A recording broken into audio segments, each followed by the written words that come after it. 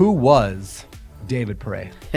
I was the very typical service member, right? Okay. So I joined the Marine Corps in 2008. I grew up in Little Rock, Arkansas. I didn't have money for school, wasn't a good student, wanted to travel the world. Oh, the military is a good way to do that, and I want to leave Arkansas. So went and did it. I was going to do 4 years, get the free college, and get out. Fell in love with it, and so I re-enlisted again, and somewhere 7 years in, I was on recruiting duty, so I was working just ridiculous hours. I mean, 90, 100-hour weeks, and kind of a thankless job where every month on the first, they're like, you had a great month last month. Now what? Yeah. And so I realized, like, I was trying to figure out, like, okay, what if I don't do this forever? And that's kind of when I hit, like, I have no money. I have, I'm like negative net worth. Like, I blew all my money on, like, the tattoos, the alcohol, the dates, the cars, the motorcycles, whatever. And someone handed me Rich Dad, Poor Dad. Interestingly enough, they were trying to get me into Amway, and that didn't really work out for them. But so they handed me Rich Dad, Poor Dad, and I was like, I don't read, dude. Like, books are not my thing. And he pulls a CD out of his pocket, and he's like, but you drive a lot. Listen to it. I'm like, got me. All right. Called my bluff. I'll listen to it. And then within the next 3 months, I mean, I listened to probably half the Purple Library, and then I would go and I'd Google, what is this, whenever I didn't understand something. And I found that there was this website, Bigger Pockets, that kept answering questions. So then I found your books. Nice. And then I think I finished that book in August or September, and I bought my first duplex December 28th. And that was like proof of concept. When I moved out and got stationed in Hawaii, I was like, oh, this pays me. And so that was kind of the start. Yeah. Let me ask a few questions about that. First of all, what did you fall in love with in the military? From an outsider's perspective, I'm like, man, the military is like, they push you. You have to work really hard. You're running all the time. Like, it doesn't sound like a thing to fall in love with, but every military guy, almost everyone I know, like, has that story. They fell in love with it. Yeah, it's definitely not for everybody. So there are plenty of people who do their few years and then move on. I've not ever met somebody who was in the Marine Corps and said that they regretted being in the Marine Corps, ever, in 15 years of being around people in the Marine Corps. And for me, it was the camaraderie, it's the sense of purpose, but it's for a large part, especially for like young men, it's the travel, it's the adventure, it's the excitement. Like, there are a whole lot of things you can do right now for an adrenaline rush or excitement. You can go, ziplining in Guatemala or whatever. There's not much that trumps the adrenaline of being like deployed in an interesting situation, right? But not only like that side, I've never been closer to a group of humans in my life than the 52 people that I deployed with. And like, there's just something about it's like the shared suffering side of camaraderie that you cannot beat. 52, is that a squad, or what do you call that? Like, is that It's a platoon. a platoon? Yeah, so we had 3 squads in the platoon. I was in the first squad, and then so everyone kind of goes different missions. We were attached to a logistics unit. We were the security team. So like, I was the lead vehicle for at 20 years old. I would be like the lead vehicle for like 80, 85, 90 vehicle convoys through the desert. It was a lot Lead of vehicle, interest. that feels like a sketchy position, knowing that. Isn't that where that's the one that would usually blow up, or am I making that up from TV shows? Yeah, I'm not wearing a hearing aid, but I may or may not have found a spicy road bump once or twice. Really? And, the trucks do their job, so it ends better than it probably could. I see a road bump. Is that a thing people say? That's the thing Dave says. That's what you say.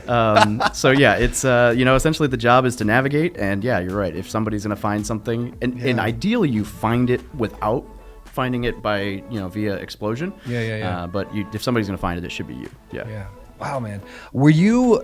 That's a big question. Were you afraid of dying? Like, did that make sense? Like did that cross your mind on a regular basis? Like, oh, I could not come home, or do you just kind of put that aside and not think about it when you're deployed?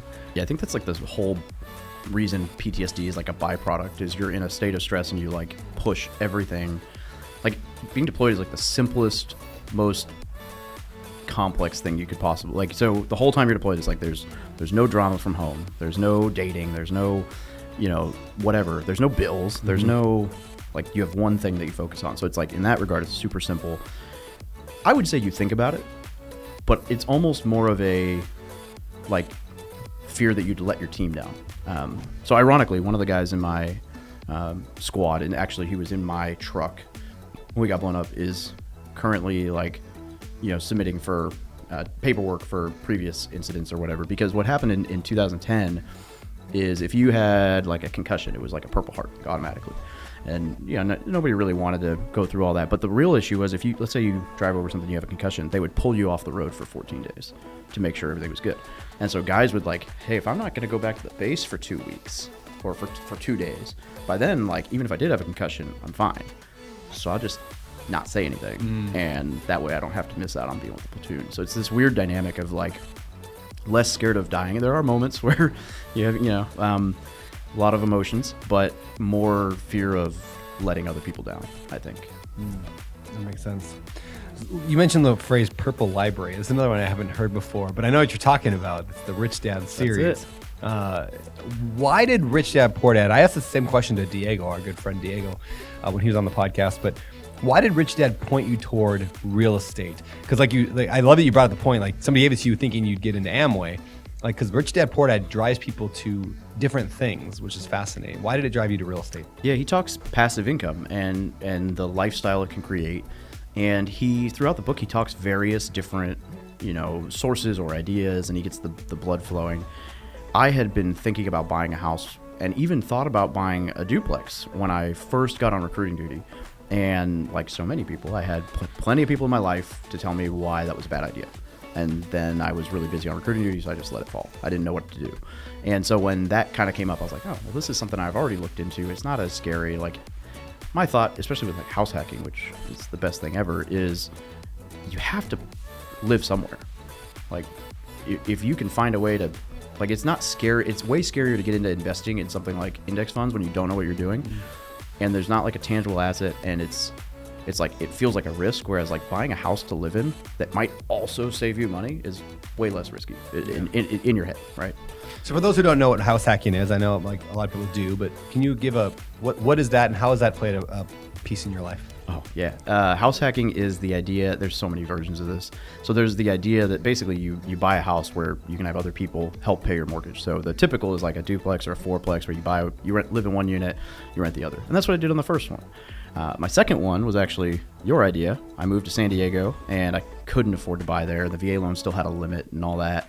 And I looked for a bunch of people. I probably hit up 50 people on Facebook Marketplace. Like, hey, I'd love to rent your space.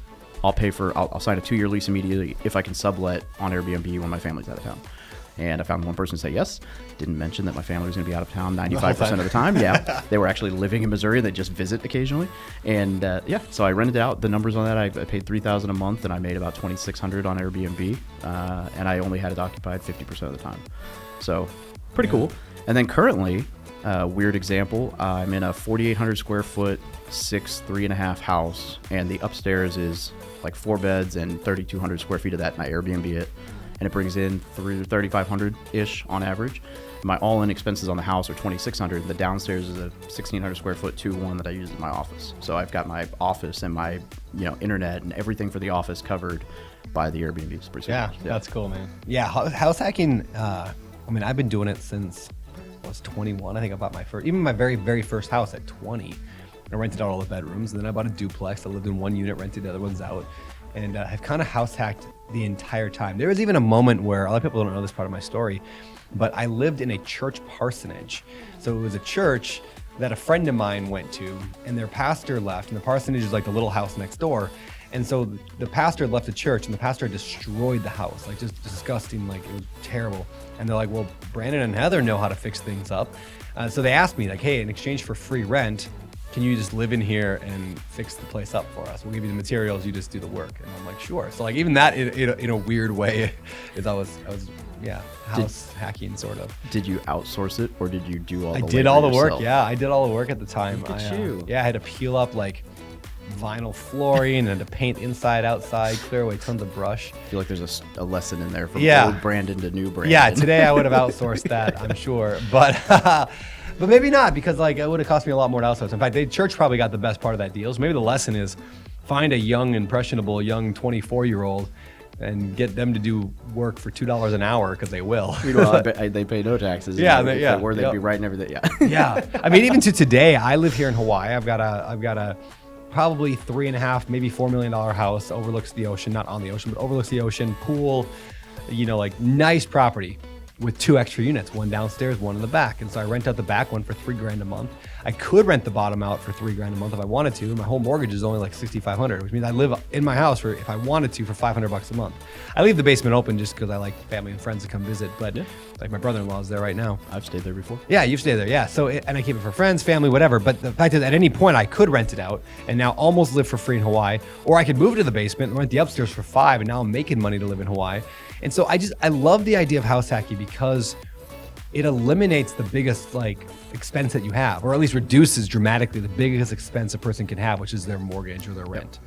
And super good way to get into real estate. Now, what are the benefits for a military person when house hacking? Like, how does the VA stuff work? What does that look for those who are maybe military background? Yeah, we can do a whole podcast episode on that. But the suffice it to say, the VA loan is the best primary mortgage mortgage on the market. Like, there's nothing that beats it. I mean, when you hear people say there's, it's not competitive or it's not a good, there's agents and lenders that are always saying negative things about the VA loan, and it always boils down to they don't understand it, so they'd rather push you to a product they do understand.